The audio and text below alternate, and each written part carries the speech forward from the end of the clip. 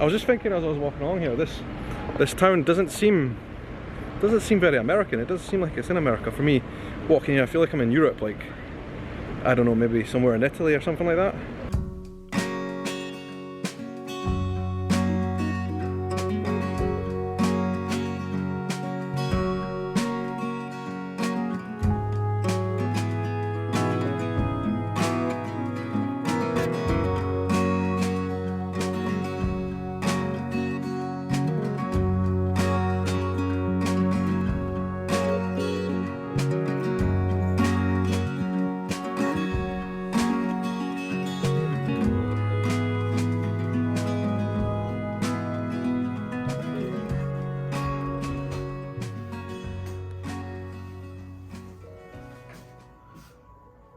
Huh. We are in Savannah. Please, let's just turn that classical music off. It's doing my head in. This is a very classical bed and breakfast we're staying in. Everything is like, I don't know, Victorian. It's very nice actually. I like it. It's very different from what we are used to staying in. But it's what we could find at a reasonable price close to the town centre on the website. So here we are, Savannah. And I think because it's only 8:30 and Savannah is a nighttime party town, we may as well take advantage and go into the town and have a wee look first tonight to see what it's like. Why not? What do you think? Not sure. It's raining. The drive over here was very soggy. It reminded me of being in Scotland in the Highlands. But yeah, we're here in Savannah and I'm really looking forward to finding out more about this city and enjoying it. The back garden of the place we're staying. This is quite a place.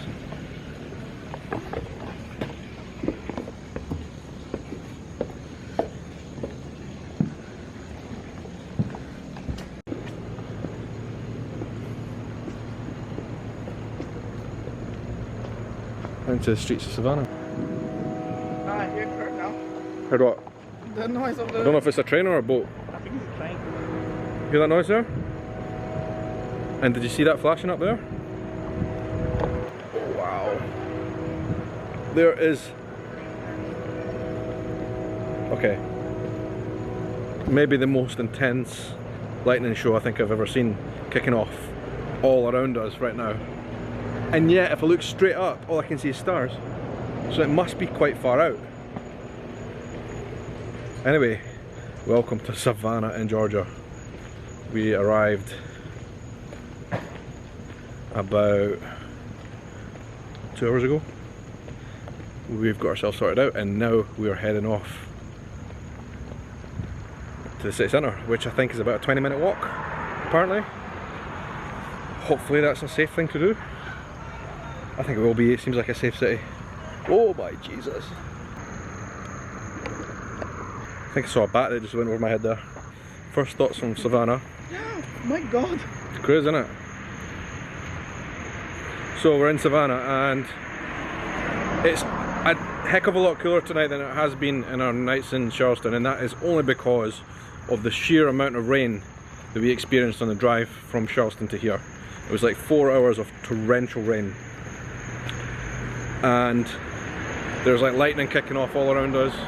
So I guess there's just kind of some kind of weather front going on that is making the whole thing cooler, because it must be only about 20 degrees Celsius and I'm really comfortable with that. No way it's 20 degrees. It's hotter. It's 25. 25? At least. But I'm fine though. So it is a bit cooler tonight and, you know, makes it comfortable to walk around, not too hot. But we noticed a few people walking around us who had like big jumpers on and hooded sweatshirts. They must be feeling cold or something. It's not that bad. The lady in the Airbnb said it's a really nice night, it's not humid. I'm like, the air is thick, they can cut with a knife. And that looks like an amazing tree. Oh, this is a famous tree that I didn't even know about, the Candler Oak. Right here. Boom.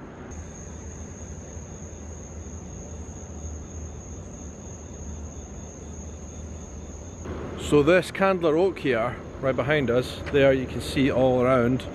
It's got a plaque here explaining about it. This is actually really close to where we're staying and where we're passing fortuitously so I'm able to tell you about it based on what it says in the plaque. This oak here, this live oak, has been here since the very first establishment of this town of Savannah, around the year 1700. That's when this tree was thought to have been seeded, planted, born. What are trees? Born. I don't know. Planted. Planted. I don't know if it planted. It probably planted itself naturally. Yeah, one of the oldest definitely the oldest living organism in Savannah in that case. And during the Civil War, this was known as Camp Davidson, right around this tree. The Confederate Army used the area underneath this tree as a bit of a prisoner of war camp for Union soldiers that they had captured. Mad lightning up there, oh my god. Look at that. This place is wild, and I love it. This here is a concrete path in Savannah, and if you look carefully, that is oyster shells. How weird. We're not even close to the sea.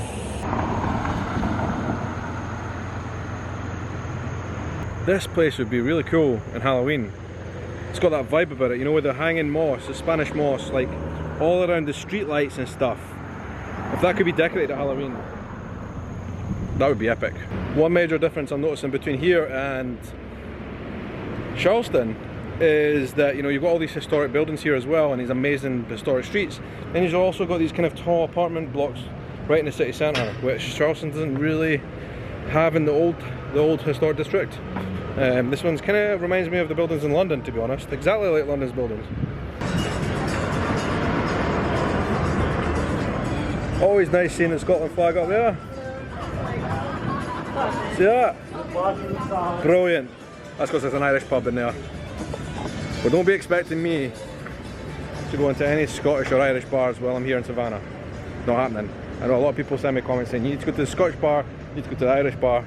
And I think to myself, why would I do that? I need to enjoy more, like, stuff from here. Loads of Scottish bars where I'm from.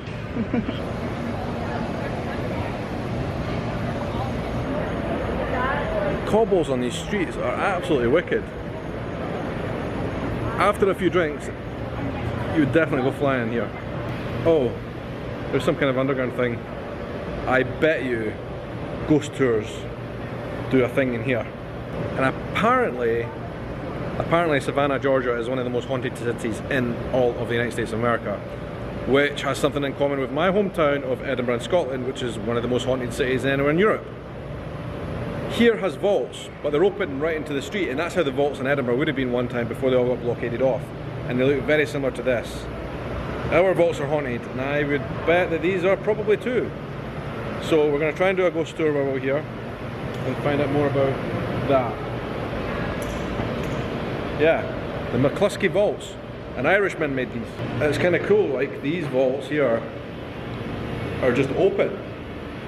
The ones in Edinburgh are all shut off, and here you're open, like you can just walk through them. And there's even like a doorway here you can go through. I would bet this has become home to one or two drunk people after a night out in Savannah. You think the ones in Edinburgh look a bit older? Yeah, I think they are older, no? Maybe. Because it was like by the time of the... Yeah, a long time before. The plague. Yeah. I think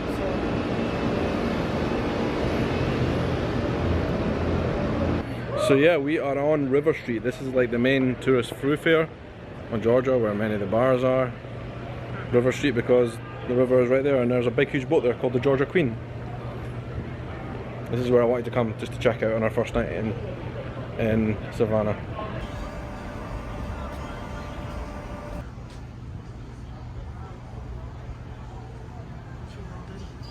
My god, I don't want to come a cropper on these cobblestones here. They're very cool. I like these a lot. They're not easy to walk on. I was just thinking as I was walking along here, this town doesn't seem very American. It doesn't seem like it's in America. For me, walking here, I feel like I'm in Europe, like, I don't know, maybe somewhere in Italy or something like that. It's got that kind of feel to it. It's dark though, so... Yeah. What does that mean? Maybe we're talking rubbish. And tomorrow we're gonna have a totally different feeling of the city. Or maybe it feels like kind of like Prague. but hotter. Oh my god. A hot Prague. Oh, we've been in Prague in September. It was quite hot, but not as hot as this, not even close. So that's kind of my first impressions of Savannah. Second impression is, look at that, look how shiny I am. I do love it though. After walking around for a while, it's become hot.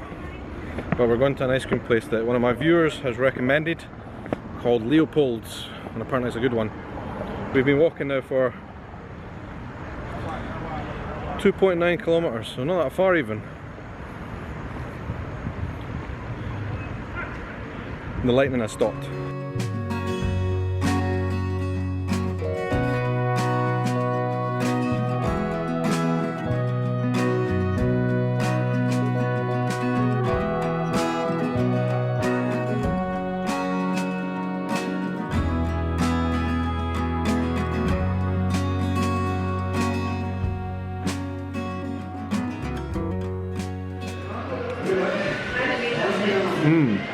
That is nice. I have one scoop of peanut butter and another scoop of pecan.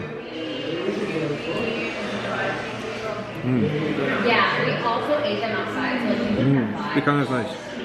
entire brownie. Leopold's were the last one out. That was pretty good. What do you think? Yeah, I got the wrong one. Well, it wasn't wrong, it was nice, the coffee one. Should have got what I got, which was the butter pecan. Yes. It was good. I still like, maybe I'm biased. People told us to get that one. People did tell us to get that one. I didn't do it. I got exactly what people told me to get. But it's now very late and we're very tired. Need to get to bed quickly, so I'm ending this video. Thanks for watching. Hope you've enjoyed these adventures, and I'll speak to you soon. Hello folks, well I just want to say thank you very much for watching this video, and thank you very much for your patience in waiting for this brand new series to launch right here on this channel. This new road trip, which I'm very excited to share, starting in Savannah, Georgia, and making my way all the way down to the very, very southern tip of Florida and a few places in between. It was a great road trip, very memorable, and I'm very excited to be sharing it with you. So those videos will be appearing here on this channel over the coming weeks, but I just want to say quickly as well, and to let you know that I've launched a new business project, which I'm very excited about, because I have been doing YouTube now for over 10 years. I've learned a lot, I've grown a great audience here, and it means a lot to me. And having spoken to a number of small business owners and people who have launched their own YouTube channels and own small businesses, maybe it is talking about their own hobbies, their own passions, I realised that this information that I've gathered over the years that I've learned about is very useful to a lot of different people. Meanwhile, I've also worked in marketing in my day job over the last 20 years almost, and I've gained a lot of knowledge through that. And I've come to realise this knowledge that I've gained over those years is very useful to people who either have a hobby or a passion that they want to talk more about and grow their own audience and start to monetize that, build their own income from it. But then also business owners, people who want to build a business online. All this information is the key to growing those things. And so I've launched a new platform called Building Rocket Ships and a new newsletter called Building Rocket Ships. So if you are someone who has a hobby or a passion that you would like to talk more about online and you would like to monetize it, maybe you've already started that process and would like some help. Or if you're someone who is in business, who has a business, and you want to grow that, make it bigger, get more revenue and income through marketing and content, the Building Rocket Ships newsletter is for you. There will be a link down below to sign up. I'd love to see some of you guys over there because I know that some of you are in that exact position. And if not, I know that some of you will have brothers, sisters, nieces, nephews, daughters, sons who will be interested in this and who will find value in the stuff that I know that I could share. So please do send them this, send them the link down below to the newsletter, and I'd love to see some of you guys signed up to there. I'll be sending weekly content which is all about helping people to grow their online business, to grow their communities online, to grow their personal brands, and to help them monetize their passion. So that's my announcement, very excited about it. If that's for you, please subscribe. If not, I appreciate you being here and I appreciate you watching these videos. Until the next one.